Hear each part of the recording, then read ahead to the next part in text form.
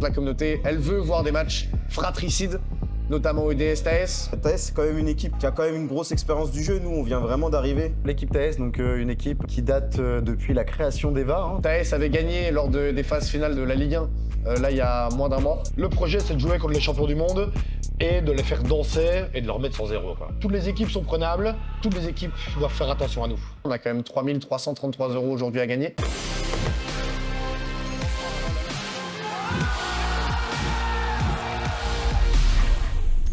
Bien le bonjour mesdames et messieurs, très heureux de vous retrouver ici à Liège pour le tournoi 3.0 avec, on le rappelle à la clé, 3333 €, 16 équipes. Rematch, pas forcément. Pour nous, vraiment, c'est un honneur d'être à ce niveau-là aussi vite. Oh my god, mais c'est trop bon! Mais j'y suis en fait! Je respire plus là, je respire plus! Mais c'est les playoffs ici ou quoi là? Si on prend sur le papier, EDS, c'est une ancienne équipe. Ce ne sont que les anciens joueurs. Ils ont rassemblé et ils ont fait un très beau mélange. Ça reste un match, clairement. Qu'importe l'équipe, ça reste un match. La qualif, c'est la qualif. La qualif, on se donne à fond et on explose tout. Pour ton premier cast, tu es en train de cast le plus haut niveau de cette franchise. Vous en êtes où dans le classement en Belgique? Alors, La question. ça c'est très drôle. NAC, Seraph, troisième match, c'est phase éliminatoire. Seraph qui entame directement une double cab ici, avec la prise de hâte par Karim. Il y a quelques mois, on n'était pas dégueulasse, on n'était pas dingue non plus du tout. Kito face à Karim, pour enchaîner avec un doublé. Non, mon cher Kito gagne son duel.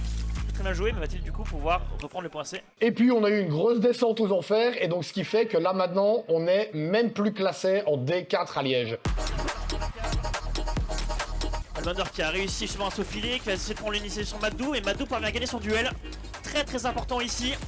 Vexa qui va tenter également, donc se faire également cueillir par Madou. On subit -2 là. Hein. Ouais. Ça peut coûter cher à TS. Après, ils essaient d'accélérer forcément. Ils doivent.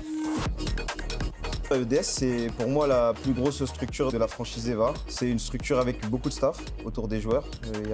Actuellement, il y a 2 managers, pas mal de sponsors. Le coaching, en fait, c'est quelque chose d'essentiel. On a besoin, on commence à être sur du haut niveau.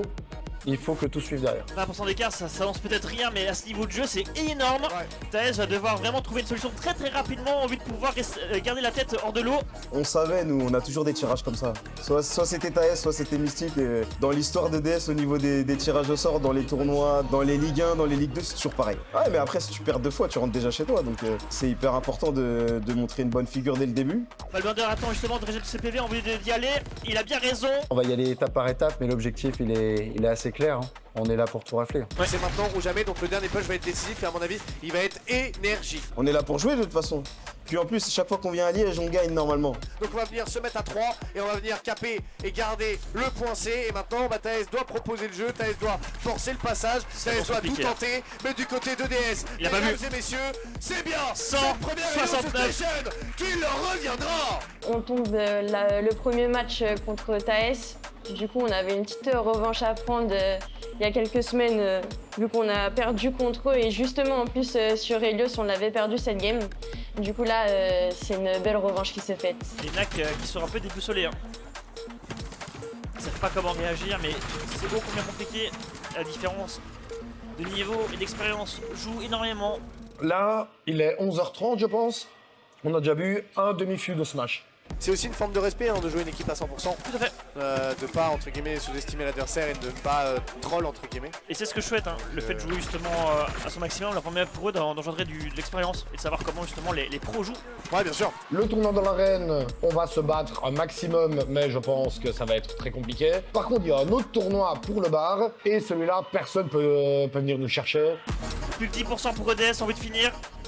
C'est de l'autre côté encore avec ce top gauche qui est bien tenu. Valmurder, TAS Onivac qui va mourir du mur. On est en situation de 4v3. Malheureusement, ça va coûter cher. La balle de scope qui aura été tentée. Avec ça encore au niveau du front qui va rentrer sur le point, poser son shield, esquiver la grenade. Il est dans Matrix. Malheureusement, ça ne suffira pas. Skyler, vas-y, on va venir faire la moindre. Il reste plus que Punchy. Punchy qui va monter sur le top gauche avec normalement un respawn de Nivac dans les derniers pourcentages, mais ça suffira pas. Ce sera trop long. 2-0 de la part de DS à sa TAS.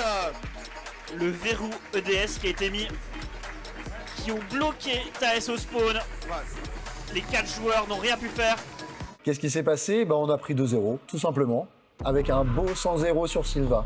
C'était C'était pas mal. Comment c'est simple, ils ont pas ban Silva, alors pourquoi peut-être un petit trop plein d'ego ou, ou alors juste pour avoir un peu de data?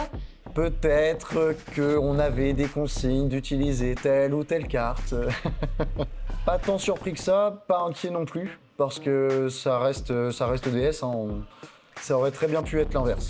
Bah, on prévoit franchement de win tous nos matchs, comme on l'a fait au Back to Basic 2.0. En fait, tant que l'impact il n'est pas à l'élimination du tournoi, c'est pas grave. On a toujours gagné ici, on gagnera toujours. Et tu vois les moves imprévisibles des NAC comme ça? Ils Ouais. baladent des 4 tout le temps.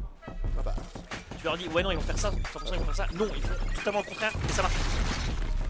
ça peut faire la diff.